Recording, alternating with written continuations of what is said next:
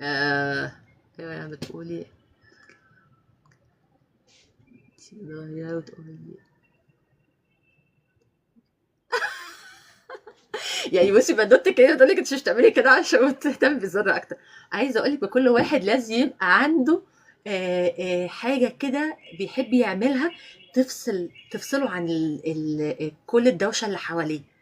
فاللي يبقى بيحب النباتات ويقعد يركز معاها، هي بتخلي نفسية أحسن، تغسلك من جوه، وبتبعد عنك بقى، بتفصلك عن كل المشاكل اللي حواليك، حاسس ان انت بتطبطب عليك. صح، هي دي.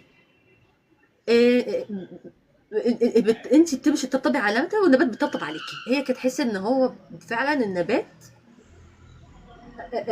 يعني بيحتضنك. فكل واحد كده زي اللي بيخش يطبخ يعمل مش عارفه